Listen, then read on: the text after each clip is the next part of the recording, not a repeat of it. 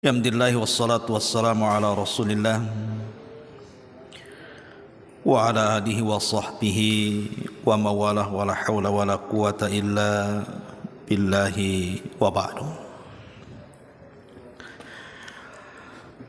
Alhamdulillah, segala puja dan puji hanya milik Allah subhanahu wa ta'ala.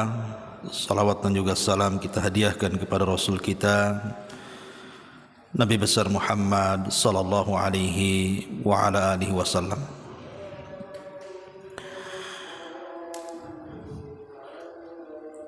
Harusnya pagi ini saya jadwalnya di Puskopkar nih sebenarnya.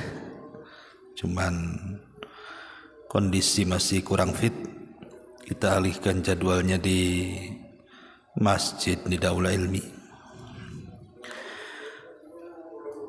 Pembahasan di pagi hari ini kita akan membahas tentang pertanyaan yang sering ditanyakan. Apakah orang yang dikubur itu merindukan orang-orang yang dicintainya di dunia yang masih hidup? Dan apakah orang-orang yang dikubur juga mendengar orang-orang yang datang menziarahinya? Dan apakah orang-orang yang dikubur itu juga mereka saling menziarahi sesama mereka dalam kuburan? Dan yang terakhir tentunya bicara tentang amalan yang bermanfaat bagi penduduk kubur. Ma'asyiral muslimin yang dimuliakan Allah subhanahu wa ta'ala, sebuah kepastian yang tidak mungkin terelakkan adalah kematian. Manusia bisa berangan-angan di dunia, tapi angan-angan manusia itu terkadang bisa tercapai, terkadang tidak. Tapi kalau kematian sebuah kepastian, kullu nafsin dha'iqatul maut, setiap jiwa itu pasti mati. Lalu apa yang bisa kita berikan kepada mereka, orang-orang yang sudah meninggal dunia, terutama orang-orang yang baru dikubur? Maka sepakat para ulama ada dua perkara dan yang lainnya diperselisihkan. Pertama doa, dan yang kedua sedekah. Ini tidak ada khilaf ulama. Tapi selain doa dan sedekah ini dikhilafkan ulama panjang. Maka kita akan menjelaskan yang sudah disepakati saja. Pertama, doa. Ketika Nabi SAW merintahkan kita untuk mensalatkan jenazah, maka di antara doa yang diajarkan Nabi SAW adalah Allahumma ighfir lahu warhamhu wa'fu anhu wa'afihi wa akrim nuzulahu wa wassi' madkhalahu waghsilhu bima'in wath-thalji wal barad wa nakkihi minal khataya kama yunaqqa ath-thawbul abyadu binad danas wa abdilhu daran khairan min darihi wa ahlan khairan min ahlihi wa zawjan khairan min zawjihi waqihi fitnatal qabri wa adzabin nar. Inilah doa yang diajarkan Nabi SAW dibaca pada rakaat ketiga, karena salat jenazah itu diawali dengan Fatihah rakaat pertama, kemudian yang kedua salawat Ibrahimiyah, kemudian yang ketiga pada takbir yang ketiga baru doa yang diajarkan Nabi ini. Hadis ini dikeluarkan Imam Muslim dari sahabat Auf ibn Malik al-Ashja'i radhiyallahu anhu. Jadi Nabi SAW mengajarkan doa kepada orang yang meninggal itu, ya Allah ampuni dia, rahmati dia, maafkan dia, muliakan tempat duduknya, luaskan kuburannya, mandikan dia dengan air, salju dan air dingin, bersihkan kesalahannya, sebagaimana baju yang kotor dibersihkan, gantikan tempat terbaik untuknya, keluarga terbaik untuknya, pasangan terbaik untuknya, dan selamatkan dia dari fitnah kubur dan azab neraka. Dan Nabi SAW mengatakan, istaghfiru li akhikum wasalu lahu at-tathbit fa innahul an yus'al. Mintakan ampun kepada Allah atas dosa-dosa saudara kalian, dan mintalah kepada Allah ketetapan agar dia bisa menjawab, karena dia sedang ditanya. Dan beberapa riwayat yang tidak mungkin saya baca karena panjang juga, kesimpulannya adalah, kalau seandainya kemudian kita menguburkan jenazah atau menziarahi kuburan, maka doa yang disepakati yang harus kita berdoa untuk ahli kubur itu 3. Pertama, mintakan kepada Allah akan ampunan dosa-dosanya. Yang kedua, mintakan kepada Allah agar dia dirahmati. Dan yang ketiga, mintakan kepada Allah agar dia dapat ketetapan saat menjawab pertanyaan mungkar dan nakir. Ini doa yang disepakati. Jadi kalau antum mengantarkan jenazah atau berziarah kuburan, maka 3 perkara ini jangan sampai ditinggalkan. Ya Allah, ampuni orang ini. Ya Allah, rahmati orang ini. Ya Allah, tetapkan jawaban orang ini. Kalau itu orang tua kita, ya kita ngomong, ya Allah, tetapkan ampunan bagi orang tuaku, berikan rahmat bagi orang tuaku, dan tetapkan jawabannya dari pertanyaan mungkar dan nakir bagi orang tuaku, dan begitu seterusnya. Ma'asyiral muslimin yang dimuliakan Allah Subhanahu wa taala, ini yang pertama. Yang kedua, apakah orang-orang yang dikubur itu merindukan orang-orang yang dicintainya di dunia saat menziarahinya? Ma'asyiral muslimin yang dimuliakan Allah Subhanahu wa taala, terjadi silang pendapat di antara para ulama. Ada yang mengatakan bahwa, seperti Syekh Shalih Fauzan hafizahullah taala mengatakan, ijtihad beliau, bahwa apabila seseorang itu menziarahi kuburan, maka orang yang dikubur itu akan merasa bahagia, akan merasa senang, karena juga mereka menanti doa-doa orang yang hidup yang mengantarkan doa untuk diri mereka. Jadi mereka senang dengan doa yang dihantarkan kepada mereka, bukan karena ziarah kuburnya. Karena ziarah kubur itu bermanfaat bukan untuk si mati, tapi ziarah kubur itu bermanfaat untuk kita yang hidup. Kata Nabi SAW, kuntu nahaitukum an ziyaratil kubur fazuruha fa innaha tudzakirukumul akhirah.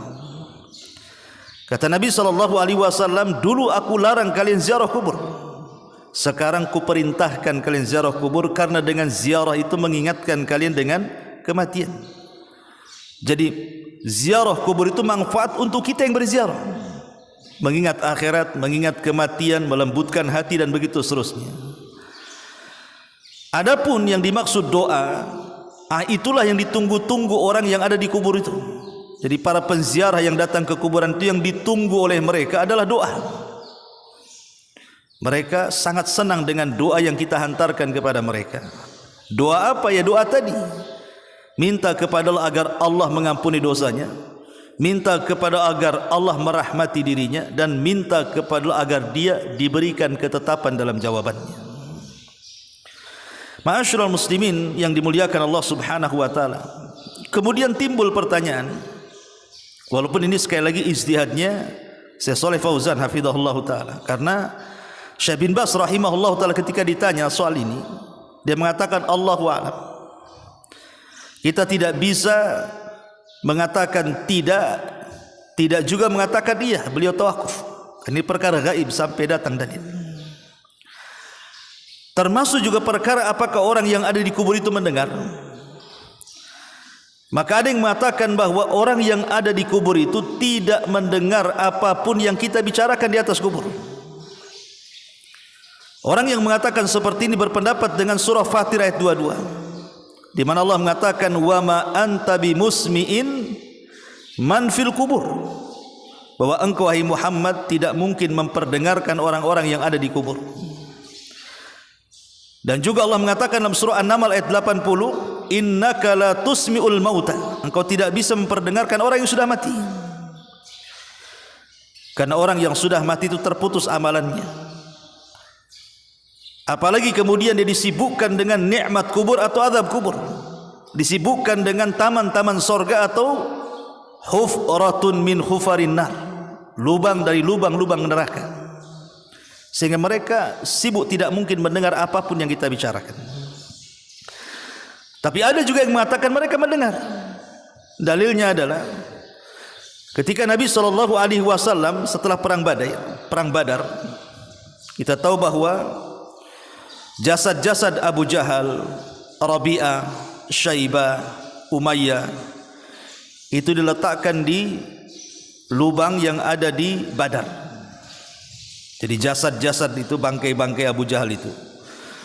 Maka Nabi SAW tiba-tiba mengajak bicara bangkai-bangkai itu dan mengatakan, kata Nabi SAW, fa inni wajadtu ma wa'adani rabbi haqqan,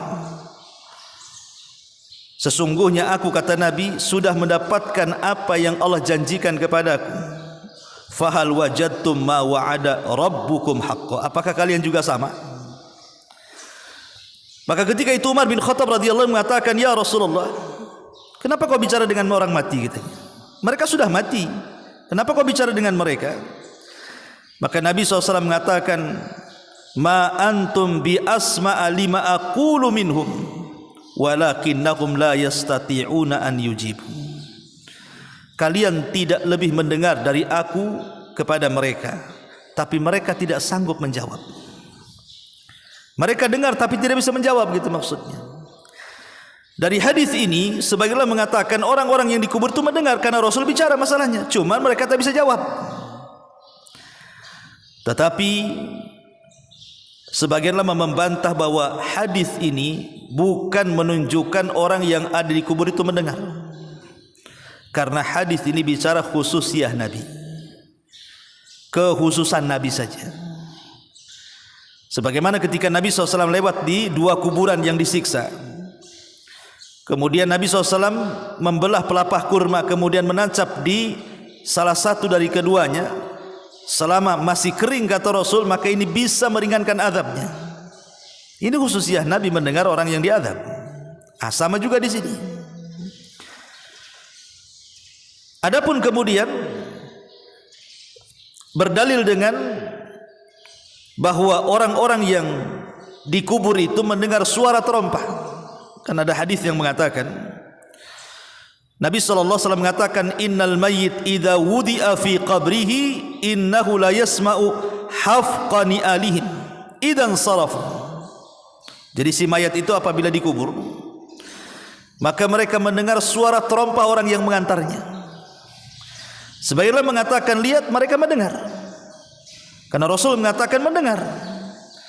Tapi sebagian para ulama mengatakan tidak, maksudnya di sini mendengar itu saat itu saja, saat dikubur saja mendengar.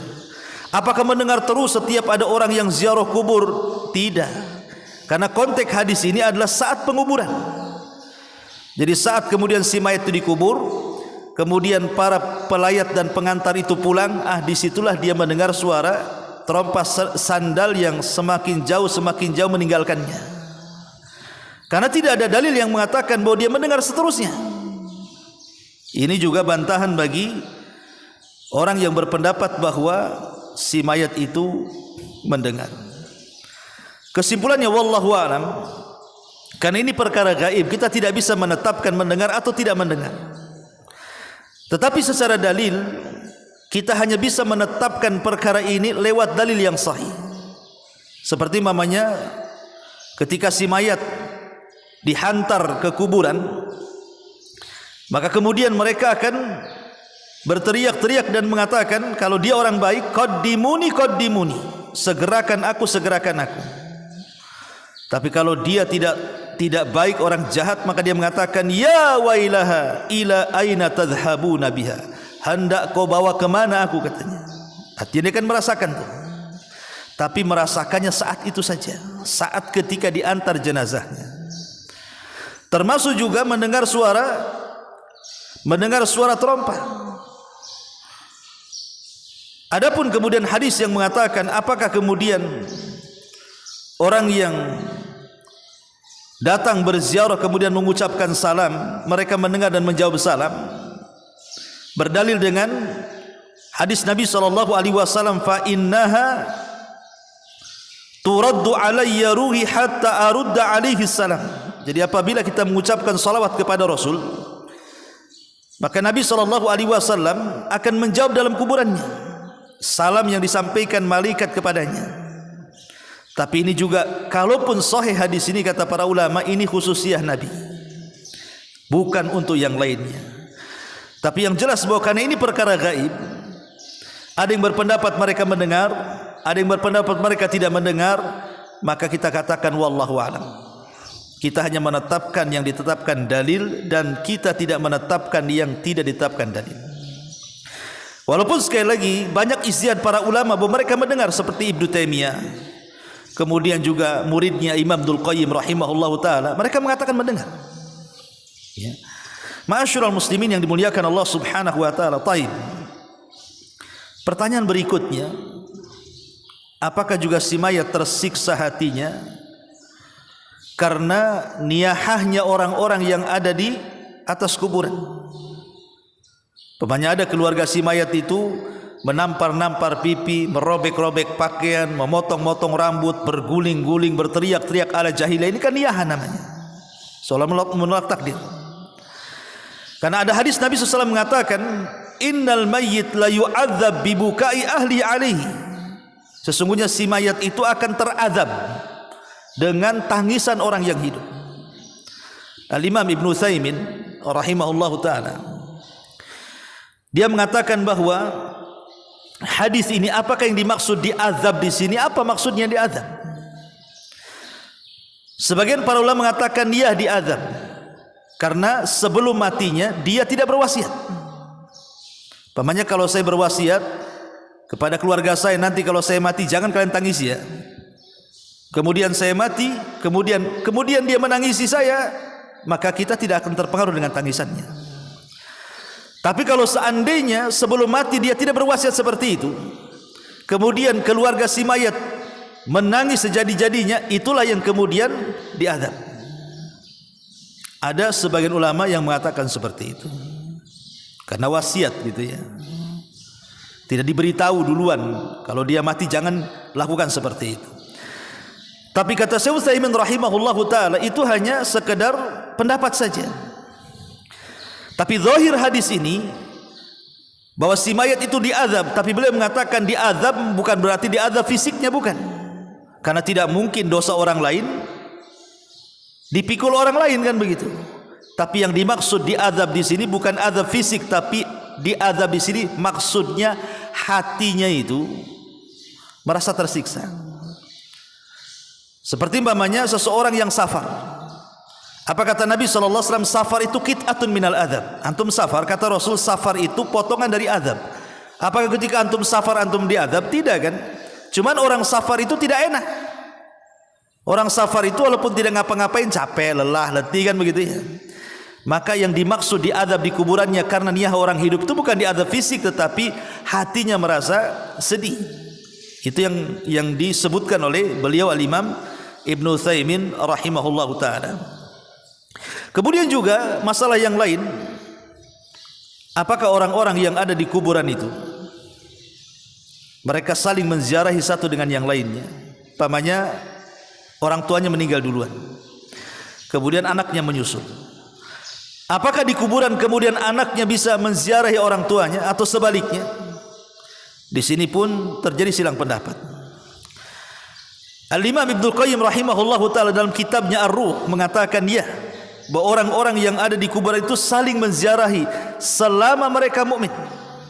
Tapi kalau mereka kafir, maka tidak saling menziarahi. Kenapa? Karena orang kafir sudah sibuk dengan azab kubur. Tapi seorang mukmin diberikan nikmat. Kemudian Al-Imam Ibnul Qayyim rahimahullahu ta'ala dan juga gurunya Ibnu Taimiyah membawakan dalil hadis dari Abu Hurairah radhiyallahu anhu bahwa Nabi sallallahu alaihi wasallam bersabda, "Idza hadara atau idza hudiral mu'minu atathu malaikatur rahmati